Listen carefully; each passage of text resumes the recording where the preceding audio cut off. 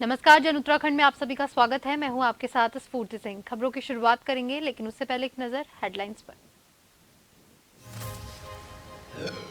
CM Dhami ने भ्रष्टाचार और गलत कार्यों पर प्रभावी नियंत्रण के लिए निर्देश, कहा आम जनता की समस्याओं का त्वरित हो समाधान, व्यवहार को कार्य का बनाए हिस्सा।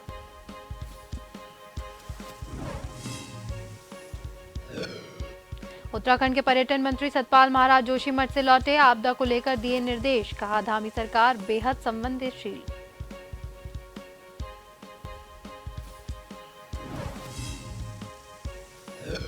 हल्द्वानी दौरे पर सपा प्रमुख अखिलेश यादव ने केंद्र और राज्य सरकार पर साधा निशाना, जोशीमठ को लेकर कहा मुनाफा कमाने के लिए पहाड़ के लोगों की जान जोखिम में डाली।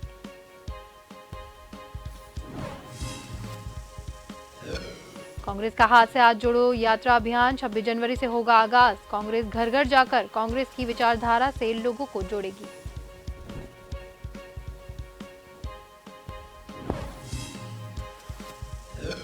और सांसद खेल महोत्सव के तहत मेडल जीतने वाले खिलाड़ियों का सम्मान, सांसद रमेश पोखरियाल निशंक ने की शिरकत, भारत खेलो अभियान का किया बखान।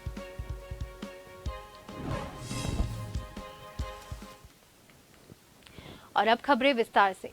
मुख्यमंत्री पुष्कर सिंह धामी ने नेताजी सुभाष चंद्र बोस की जयंती पर मुख्यमंत्री आवास से उनके चित्र पर श्रद्धा सुमन अर्पित कर श्रद्धांजलि दी। उन्होंने कहा कि आजाद हिंद फौज के नेतृत्वकर्ता, भारतीय स्वतंत्रता संग्राम के महानायक नेताजी सुभाष चंद्र बोस ने राष्ट्र की स्वाधीनता के लिए अपना जीवन समर्पित किया। उनके पराक्रम दिवस की समस्त देशवासियों को शुभकामनाएं दी।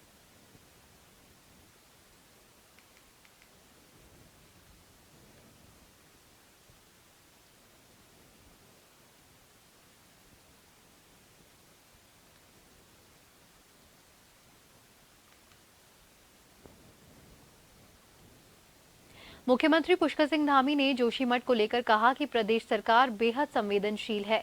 हम लगातार जोशीमठ की मॉनिटरिंग कर रहे हैं और इसको लेकर अधिकारियों के साथ समीक्षा बैठक भी कर रहे हैं। जोशीमठ को लेकर जो भी बेहतर है वह सब प्रदेश सरकार की ओर से किया जा रहा है।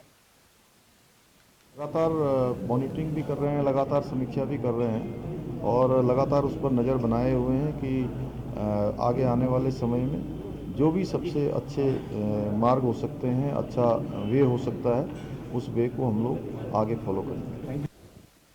बीजेपी की राष्ट्रीय कार्य समिति की बैठक को 2 दिवसीय बैठक दिल्ली में संपन्न हुई, जिसको लेकर मीडिया प्रभारी मनवीर चौहान ने बताया कि इस बैठक में अनेकों प्रस्ताव पर मुहर लगी और उत्तराखंड राज्य में भी कार्य मंत्रणा समिति की बैठक आयोजित की जाएगी।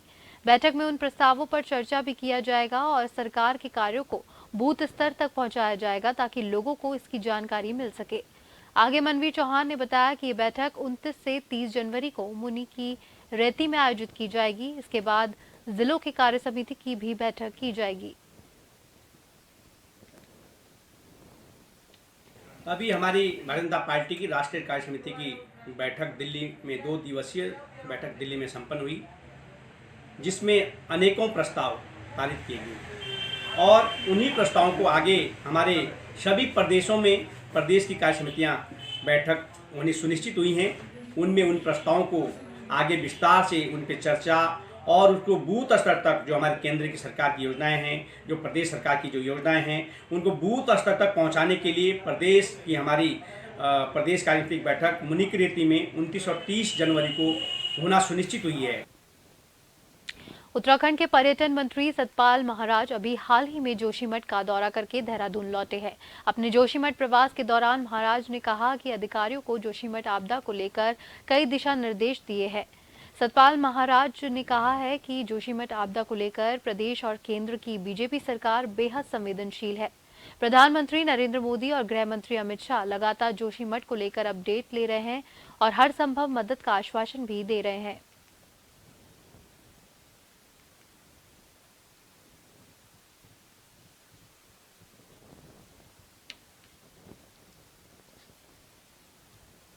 सड़कों में दरार आई है और थोड़ा सा लैंड स्लाइडिंग हुई है, लैंड हैज बीन संक, तो उसको देखते हुए उसमें उसकी मरम्मत की जाएगी। और निश्चित रूप में मैं जब जोशीमठ गया था तो मैंने देखा था कि लोगों ने अपने घरों के नीचे सेप्टी टैंक्स बना दिए हैं और उसके अंदर कोई भी प्रॉपर ड्रेनेज सिस्टम नहीं है।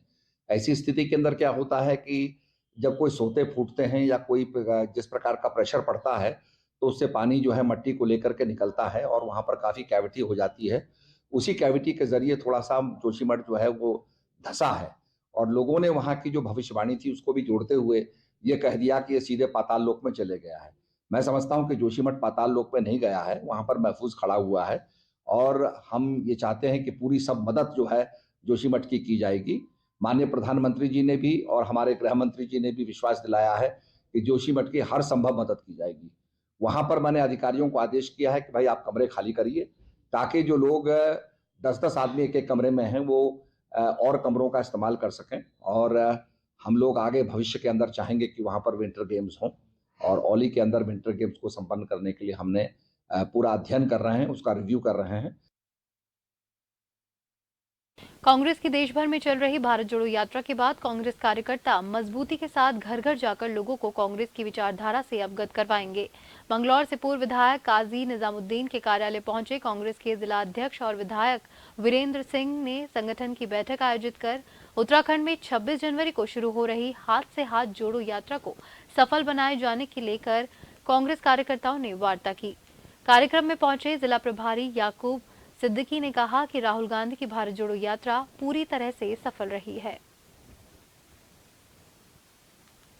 यात्रा का उद्देश्य जो है भारतीय जनता पार्टी की नीति से त्रस्त हो चुके लोग, जिसमें बेरोजगार, किसान, मजदूर सभी लोग हैं और जो भारतीय जनता पार्टी ने धर्म, जाति, रंग भेद के आधार पर लोगों को लड़ाने का एक जो धर्मनिरपेक्षता का ताना बाना जो भारतवर्ष का है उसको खुर्द-बुर्द कर दिया है।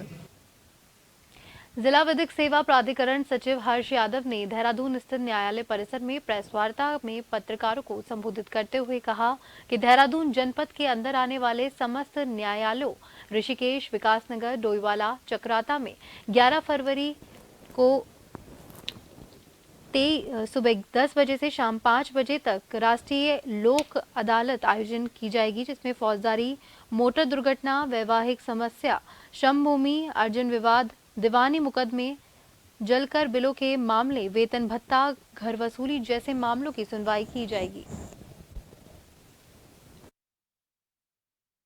सेवा प्राधिकरण के तत्वावधान में जो राष्ट्रीय लोक अदालतें आयोजित की जाती हैं उनके संबंध में प्रेस वार्ता के माध्यम से भी प्रचार प्रसार किया जाता है। तो आज की जो प्रेस वार्ता है इसका मुख्य उद्देश्य जो है हमारा वो 11 फरवरी 2023 को जो जनपद देहरादून के समस्त न्यायालयों में राष्ट्रीय लोक अदालत का आयोजन किया जा रहा है उसके संबंध में ये प्रेस वार्ता रखी गई है। इस जो राष्ट्रीय लोक अदालत 11 फरवरी 2023 को आयोजित होगी उसमें हमारे सिविल प्रकृति के वाद, फौजदारी प्रकृति।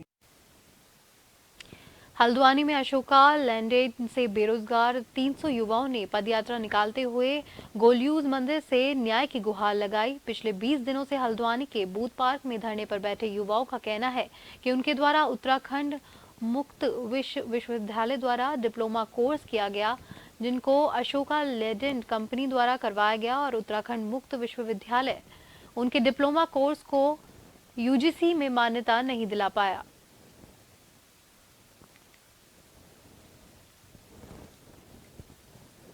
एक साल से हमारे उत्तराखंड मुक्त विश्वविद्यालय से जो फर्जी डिप्लोमा आवंटित हमारे भाइयों को किया गया है, इसके लिए लगातार संघर्षरत हैं। और सबसे बड़ा सवाल यह है कि यूजीसी से एफिलेटेड एक यूनिवर्सिटी, जिस यूनिवर्सिटी से लोग पीएचडी भी कर रहे हैं, तमाम प्रकार के डिग्री और डिप्लोमा लेते हैं और देश के हर एक विभागों में सरकारी लाभ पाते हैं, लेकिन एक यूनिवर्सिटी जो अपने संस्थान में लोगों को जो है एडमिशन देती है और उसके बाद ऑन जॉब ट्रेनिंग कराती है और 4 साल का एक डिप्लोमा करते हैं और डिप्लोमा हर कोई परिवार ये करता है, इसलिए डिग्री डिप्लोमा करता है कि मेरा भविष्य आने वाले टाइम पे सिक्योर रहे। लेकिन जब ये डिप्लोमा करते हैं तो इनका पूरा वो जो डिग्री डिप्लोमा है वो फर्जी वाला घोषित होता है और ये कहीं के नहीं रहते हैं। और इसमें सबसे बड़ी बात यह है कि जब इतना बड़ा फर्जीवाड़ा इस शहर के अंदर हुआ है तो पुलिस प्रशासन ने इस पर केस क्लेम करना चाहिए था। जब फर्जीवाड़ा हुआ है तो यूनिवर्सिटी के ऊपर केस होना चाहिए, अशोक लीलैंड जो कंपनी है उसके ऊपर केस होना चाहिए, लेकिन किसी भी तरीके का कोई विशेष ठोस कार्रवाई नहीं हो रही है। देहरादून में थाना नेहरू कॉलोनी के रेसकोर्स क्षेत्र में एक घर से संदिग्ध अवस्था में 25 वर्षीय युवक और उसकी प्रेमिका का शव बरामद किया गया। दोनों शवों के पास से जहर के इंजेक्शन बरामद किए गए, जिनके आधार पर पुलिस इसे प्रेम प्रसंग में आत्महत्या मान रही है। दोनों शव की पहचान राहुल और शिल्पा के रूप में हुई है। राहुल देहरादून के एक निजी अस्पताल में काम करता था, जबकि शिल्पा मेडिकल स्टोर पर काम करती थी। सूचना आई थी नेहरू कॉलोनी में कि एक घर में एक लड़का और लड़की द्वारा सुसाइड किया गया है। इस संबंध में पुलिस मौके पर पहुंची है, फील्ड यूनिट की टीम है, फोटोग्राफी की गई है और उसके बाद अब बॉडीज़ को पोस्टमार्टम के लिए भिजवाया गया है। अग्रिम कार्रवाई की जा रही है, पूछताछ की जा रही है और लड़का वहीं पर रहने वाला, लड़की कहाँ की है, उसके परिजनों से संपर्क किया जा रहा है और बाकी पूछताछ के बाद जो चीज़ें सामने आई हैं उस आधार पर कार्रवाई की। उत्तराखंड में जैविक खेती को बढ़ावा देने के लिए राज्य सरकार ने जर्मनी की आईफॉर्म कंपनी के साथ एक एमओयू साइन किया है। इसके साथ ही उत्तराखंड देश का ऐसा पहला राज्य बन गया है जिसमें जैविक कृषि के क्षेत्र में किसी विदेशी कंपनी के साथ हाथ मिलाया है। उत्तराखंड का ज्यादातर हिस्सा वन, नदी और पहाड़ों से घिरा हुआ है, जबकि राज्य में मौजूदा समय में 34% खेती प्राकृतिक खेती के रूप में की जाती है। सरकार का लक्ष्य है कि जैविक खेती को साल 2025 तक 50% किया जा सके। इसके लिए राज्य में 6400 हेक्टेयर भूमि पर जैविक खेती का लक्ष्य रखा गया है। पूरे देश के अंदर इसके लिए एक नई कार्य योजना देश के अंदर बनाई जा रही है और उत्तराखंड चूँकि परंपरागत रूप से प्राकृतिक कृषि का एक तरह से मैं कहूँ कि सांस्कृतिक रूप से या पीढ़ी दर पीढ़ी विरासत के रूप में सदियों से एक कृषि यहाँ पर होती आई है। इसको और बढ़ाने के लिए अभी कुरुक्षेत्र में हमारे यहाँ के किसान लगातार प्रशिक्षण ले रहे हैं और 2 दिनों तक यहाँ पर भी जहाँ पर कार्यशाला चलेगी, कार्यशाला के बाद फील्ड में जाएंगे। योजनाएं हैं, कृषकों का महत्वपूर्ण योगदान है और राष्ट्रीय स्तर पर हमने इसमें कई बार पहचान बनाई है और 3 बार ऑर्गेनिक इंडिया अवार्ड जीता है। तो अब आवश्यकता थी कि इसे अंतर्राष्ट्रीय स्तर पर ले जाने के लिए, तो अगले 5 सालों में हमारा कैसा विजन रहे और हम इस स्तर को अपने किसानों के प्रोडक्ट्स को अंतर्राष्ट्रीय स्तर पर ले जा सकें, उसके लिए आईफॉर्म संस्था के साथ हमने एक एमओयू किया है। और ये आईफॉर्म है जिसने पूरे विश्व में सबसे पहले ऑर्गेनिक के स्टैंडर्ड्स को सेटअप किया था 1980 में और 1972 से संस्था ये पूरे विश्व में काम कर रही है। उत्तरकाशी में पहाड़ों से उतरकर जंगली जानवर उत्तरकाशी की निचली क्षेत्रों में दिखना शुरू हो चुके हैं। वहीं पहाड़ों में जिस तरह से बर्फबारी हो रही है, उसके बाद उत्तरकाशी मुख्यालय के नजदीकी क्षेत्रों में अब जंगली जानवर भी घूमते नजर आ रहे हैं। उत्तरकाशी के ऋषि राम महाविद्यालय के प्रांगण में जिस तरह से सीसीटीवी में कैद हुई वीडियो ने फॉरेस्ट विभाग पर प्रश्न चिन्ह बना दिया है, तो वहीं रात में गश्त करते पुलिसकर्मियों सहित सुरक्षा पर भी सवाल खड़े हो गए हैं। जबकि फॉरेस्ट विभाग सिर्फ जंगलों में ही गश्त मारती है, मगर मुख्यालय के नजदीक कोई भी पूछने को तैयार नहीं है। लगातार तेंदुआ, भालू के आतंक से लोग खौफ में हैं।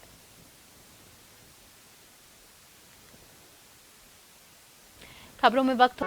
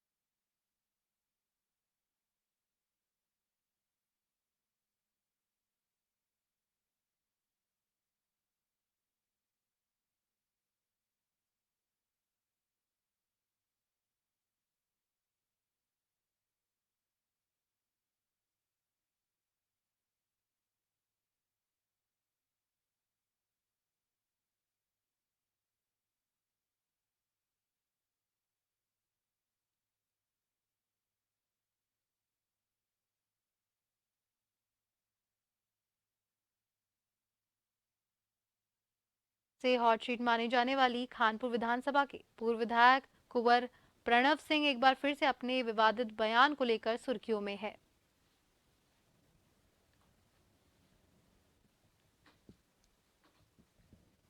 कानपुर की जनता ने कुंवर प्रणव सिंह के इस विवादित बयान को लेकर प्रेस कॉन्फ्रेंस करते हुए कहा कि प्रणव सिंह ने जो कहा कानपुर एक छोटा सा टुकड़ा है, कानपुर का क्या वजूद है, ये बहुत ही घटिया शब्द उन्होंने अपने भाषण में इस्तेमाल किया, जिसकी हम घोर निंदा करते हैं। अरे यार, कानपुर छोटा सा टुकड़ा है यार, क्या वजूद है कानपुर का? बात करनी है तो बड़ी करो। देखो, ऐसा है, एक कहा गया है कि सैर करो तो गुलशन की, बाजार में क्या रखा है, और कत्ल करो तो नजरों से, तलवार में क्या रखा है। तो बात करो सहारनपुर की, जहां से एमपी का चुनाव लड़ूंगा इंशाल्लाह। एमपी का जो लड़ने जा रहा हूं, उत्तराखंड तो छोटा हो गया मेरे लिए। चैंपियन साहब ने जो कहा है कि कानपुर एक बहुत छोटा टुकड़ा है और कानपुर का जो है कोई वजूद नहीं है, ये बहुत ही घटिया शब्द उन्होंने अपनी भाषा से इस्तेमाल किया है। क्योंकि चैंपियन जो 20 साल विधायक रहे हैं, उनका वजूद ही कानपुर की जनता ने थाम कर रखा। आज कानपुर की जनता ने उनके वजूद को जीरो कर दिया है और खाता ना बही, जो चैंपियन कहे वही सही, ये अब चलने वाला नहीं है। उन्होंने कानपुर की जनता का अपमान किया है कि कानपुर की जो जनता, मैं सर्वप्रथम तो कानपुर की पूरी जनता को नमन करता हूं कि इन्होंने बड़े अच्छे दिग्गज नेता यहाँ से चुनाव जिताया है। चैंपियन को भी लगभग जो है 4 बार चुनाव जिताया विधानसभा का और 3 बार उनकी पत्नी को जिताया। ये बहुत ही घोर निंदनीय बयान है कानपुर के लिए चैंपियन का कि भाई मतलब जो है कानपुर का एक छोटा सा टुकड़ा है। छोटा सा टुकड़ा नहीं है, ये बहुत बड़ा टुकड़ा है। वो सहारनपुर के बड़े टुकड़े में जाने की बात करते हैं तो किसी ग्राम सभा से भी शायद मुझे लगता है कि वहाँ से चुनाव नहीं जीत पाएंगे। मैंने भी सोशल मीडिया के माध्यम से एक पूर्व विधायक चैंपियन सिंह की एक बाइट सुनी है। उस पर ये कहते नज़र आ रहे हैं विधायक जी कि कानपुर एक छोटा सा है और कानपुर की जनता का, कानपुर का क्या वजूद है। मान्यवर, मैं इस पर ये कहना चाहता हूँ कि कानपुर की जनता ने आपको 20 साल विधायक बनाया और आपकी पत्नी को 3 बार जिला पंचायत सदस्य बनाया। ये तो जनता, कानपुर की जनता की विशेषता है। और जहाँ तक वजूद की बात है, अभी आपने देखा होगा 2022 का जब चुनाव आपने लड़ा, ये भी कानपुर की जनता ने आप अपना वजूद दिखाया है और आपका भी वजूद दिखा दिया कि कानपुर की जनता कितना वजूद रखती है। जोशीमठ नगर में भू धसाव और दरारों के चलते कई बैंक प्रभावित हुए हैं। नगर के बीचों बीच स्थित बैंक ऑफ बड़ौदा भी दरारों की चपेट में आ गया है, तो मारवाड़ी चौक के समीप भारतीय स्टेट बैंक की शाखा भी भू धसाव की जद में है। एसबीआई बैंक जोशीमठ के आसपास के भवनों में बड़ी मात्रा में भू धसाव और दरारें आ गई है, जिसके चलते बताया जा रहा है कि एसबीआई बैंक ने भी अपने महत्वपूर्ण रिकॉर्ड सहित अन्य जरूरी सामान नगर से बाहर सुरक्षित शिफ्ट कर दिए हैं। वहीं सूत्रों की माने तो जोशीमठ नगर के एसबीआई बैंक में कामकाज प्रभावित हो रहा है और प्रबंधक द्वारा बैंक के मुख्य गेट पर तकनीकी खराबी के चलते कार्य प्रभावित होने की सूचना चस्पा कर दी गई है। उपभोक्ताओं को बताना चाहूँगा, जोशीमठ के निवासियों को, कि अभी बैंक यहीं पे है, कहीं नहीं गई है। यहाँ से पूर्णतः सुचारू रूप से संचालित है। इसके अलावा अफवाहें फैलाई जा रही है कि बैंक यहाँ से वहाँ चला गया है, गोपेश्वर चला गया है या वहाँ से कोई काम नहीं हो रहा है। ये पूर्णतः गलत है। कुछ दिनों से बीएसएनएल की तरफ से कुछ कनेक्टिविटी की इशू आ रही है। कनेक्टिविटी आ रही है, जा रही है, तो जो भी यहाँ पे जो नियमित कार्य थोड़ा सा बाधित हुआ है, बट सारा काम अच्छे से तरीके से और सुचारू रूप से निरंतर चलता रहेगा। हल्द्वानी सहित आसपास के इलाके में सरकारी विभाग में लगे पुराने वाहन 1 अप्रैल से नहीं चल पाएंगे। मोटरयान अधिनियम में संशोधन किए जाने के बाद अब सरकारी विभागों में 15 साल से पुराने राजकीय वाहनों का संचालन बंद करने का निर्देश दिया गया है। आरटीओ संदीप सैनी ने कहा है कि 1 अप्रैल 15 साल से पुराने वाहनों का संचालन बंद कर दिया गया है। गौरतलब है कि केंद्रीय वाहन राज्य सरकार या संघ या राज्य के क्षेत्र के सरकारी वाहन, इसके अलावा नगर निगम, नगर पालिका और नगर पंचायत और सार्वजनिक क्षेत्र के उपक्रम के सभी वाहन 15 साल से पुराने, उनका नवीनीकरण नहीं होगा और स्वतः निरस्त माना जाएगा। मिनिस्ट्री ऑफ रोड ट्रांसपोर्ट द्वारा जियो जारी कर दिया गया है कि 1 अप्रैल 2023 से जितने भी सरकारी वाहन हैं स्टेट के अंदर, जिस भी उपक्रम के हैं, वो 1 अप्रैल 2023 के बाद उनको रिन्यू नहीं किया जाएगा और स्वतः ही वो जो है निरस्त माने जाएंगे। उनका रजिस्ट्रेशन और संचालन जो है बंद माना जाएगा उनका। गणतंत्र दिवस के अवसर पर परेड ग्राउंड में आयोजित समारोह पर लगातार देहरादून की जिलाधिकारी सोनिका नजर बनाए हुए हैं। उन्होंने कहा है कि परेड ग्राउंड में 26 जनवरी को लेकर तैयारियां चल रही है। परेड की भी तैयारियां लगातार जारी है।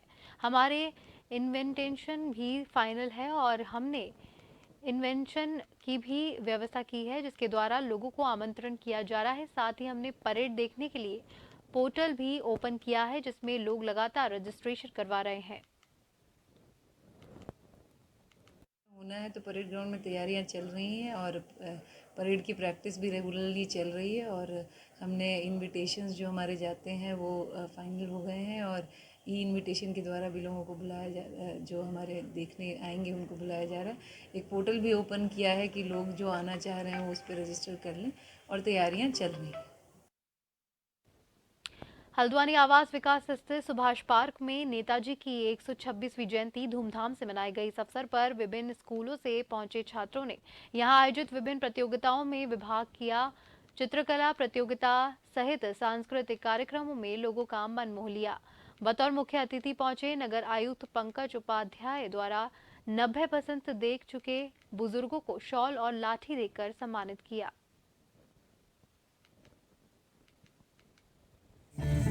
यहाँ पर मैं नेताजी सुभाष चंद्र बोस की जन्मदिन मना रहे हैं। ये पार्क जो हमने हल्द्वानी के अंदर एक्चुअली सुभाष चंद्र बोस की कहीं प्रतिमा नहीं थी और सुभाष चंद्र बोस इतने क्रांतिकारी रहे थे, तो ये मन में आया था यहाँ के तमाम हमारे सुभाष नगर के लोगों की बस सुभाष नगर की प्रतिमा यहाँ होनी चाहिए। तो यहाँ के हम लोगों ने सबने मिल करके सुंदर प्रतिमा सुभाष चंद्र बोस की यहाँ के लोगों ने चंदा करके बनाई। ये सुभाष चंद्र बोस जयंती जो आज हम लोग एक जिसे कहते हैं हम आज सब यहाँ पर मना रहे हैं बहुत खुशी से। ये जो हमारा पार्क है सुभाष नगर पार्क, इसमें जयंती हर वर्ष मनाई जा रही है और जिस तरीके से यहाँ पर जो बच्चे जो खूबसूरत अपनी प्रस्तुतियाँ दे रहे हैं, है ना, अपनी कला के माध्यम से, अपने नृत्य के माध्यम से, अपने भाषणों के माध्यम से जो अलग अलग अपनी प्रतिमाएं यहाँ पर देखने को मिल रही है, बहुत सराहनीय है। और मैं जो समिति के सदस्य हैं और समिति के जितने हमारे पदाधिकारी हैं, मैं सबको बधाई देता हूँ कि आपने जो सुभाष चंद्र बोस जी जो पूरे देश के नेता थे, एक महान पुरुष थे, उनकी जयंती आप बड़े धूमधाम से मना रहे हैं। खबर हरिद्वार से है। कुछ दिन पहले गैस प्लांट चौकी के पीछे महिला का अज्ञात शव मिलने से जिले भर में खलबली मच गई थी, जिसके बाद एसएसपी हरिद्वार ने खुद मौके पर पहुंचकर निरीक्षण किया और टीम का गठन करते हुए शव की हकीकत को सामने लाने के निर्देश दिए थे।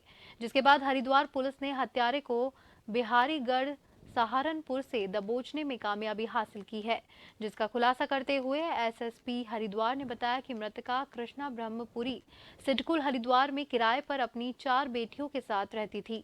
अपने ही गांव के दीपक नामक युवक के साथ पिछले 4 साल से लिव इन रिलेशनशिप में रह रही थी। कृष्णा का बीते कुछ समय से अवैध संबंध में शक को लेकर दीपक के साथ झगड़ा चल रहा था, जिस कारण दीपक अक्सर मारने की धमकी देता था। उसी दिन रात्रि में अभियुक्त कृष्णा की कंपनी हर्ष प्लास्टो के पास पहुंचा और चौकी गैस प्लांट के पीछे दोनों के बीच दोबारा से इसी बात को लेकर झगड़ा हुआ और अभियुक्त द्वारा कृष्णा को नाली में डालकर ऊपर पीछे से इसका सिर नाली में दबाकर उसकी हत्या कर दी गई।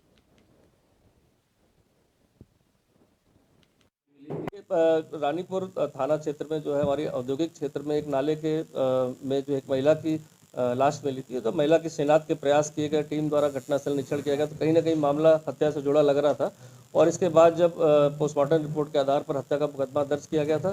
साथ ही साथ ये भी पता चला कि जो महिला थी वो काफ़ी साल पहले सहारनपुर से सिडकुल क्षेत्र में आके कार्यरत थी। उसके परिवार के लोग भी यहाँ पर आगे थे और उनके साथ रह रही थी लिव इन रिलेशन में जो अभियुक्त था जो दीपक नाम का, उसके साथ। लेकिन इनके अक्सर किसी न किसी छोटी मोटी बातों को शक के आधार पर लेकर, पैसे को लेकर झगड़ा होता था और जिस पर पूरी प्लानिंग के साथ जो अभियुक्त दीपक ने जो है उसको वहाँ पर सुनसान जगह देखकर वहाँ पर उसकी गला दबा के हत्या करके नाले में डाल दिया था और ऊपर से उसमें बैग डाल दिया था जिससे कि किसी को पता न चले। लेकिन पूछताछ में अभियुक्त द्वारा बताया गया कि वह इन परिस्थितियों में जो था पहले से इसके घर में इशू चल रहा था और उसको देखकर इसके दिमाग में था कि कभी ना कभी मुझे इसकी हत्या करनी है।